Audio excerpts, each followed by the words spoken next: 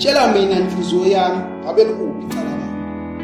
Mhlawumbe inkinga yami ikona ukuthanda noma ukuthi abantu engibathanda ngiyabanakekela noma inkinga ukuthi ayikhethe too much ngoba bonke abantu engibathanda too much. Ngibona bangiphula inhliziyo too much.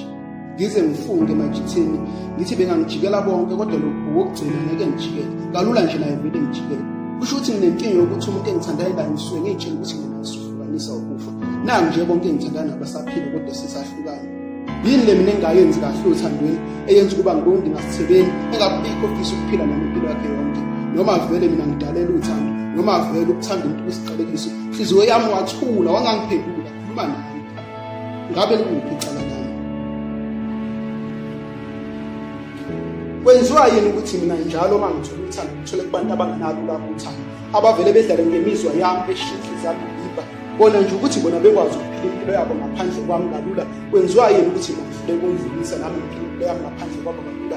Yindaba mina ngihlezi nginendaba nabo noma bona bengisina ndaba nami sebakhohlwa yini njalo mangibabona enhliziyweni yami kuvuka amahlulu noma mina ngifana nabanye abantu njalo yindlela inhliziyo yami uyazi ukuhlunga kanjani ukubona umuntu awuthi wena naye uhlukanisa ukufa yini ejapini nesithanda sakhe esisha wena ube wazi kahle usilokhu wahlukana izinto zakho asiphindana zalunga.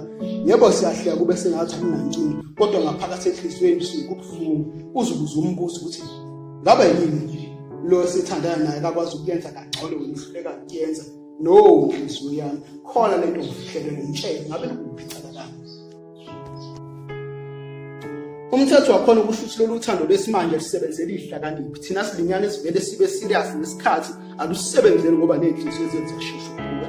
Into engicasulayo wena inhliziyo yami ongichathayo ngithandanisa nabantu abangangithandi kodwa ekugcineni wena uphukayo. Yini indaba ungaboni mangakusungidonsele wena noma nawe uhlangene nakho? Yini indaba ngithi sengiphelelwe yithemba ngalahlekelwa yithemba empilweni yami ngothando uvela usuke wena ungibonisa omunye umuntu ebengingamazi ngiqale ngisho amashusho othando kanti nawe uzodlala nami akanabo uthando ayisuka nawe inhliziyo yami yixoku ukube ngiyazenzela ngabe ngiyakuyeka abakuphule manje angikwazi ukwenza lokho semzimbeni wami. Uma ngabe kuphuka wena kulimala umoya wami inhliziyo yami khuluma nami ngabe likuphi icala lami. Mhlambe kuhle nami ngivele ngifana nabo bonke abasezweni nami ngidlale ngothando njengoba nabayimidlalo nami umuntu engimtholayo umenze ukufana nabakwenza ngikhathele ukuba uSamariya sengikhala abazobeze ngothando langempela ngeke ngisakwazi ukubabona nabo sebeyothela amachaphazelo befele bezwe bangazazi angini nami bafika kimi serious badlala nami ukuphela kubihluko ngempela kulungile yini mase ngiphendula isilwane ngenxa yothando ngenza yini ukuthi bonke laba bantu abaphula inhliziyo zabantu nabo bebe nothando baphoxeke uthandweni bagcina sebekhetha ukudlala ngalo uthando ngoba bafuna uthando bangathola.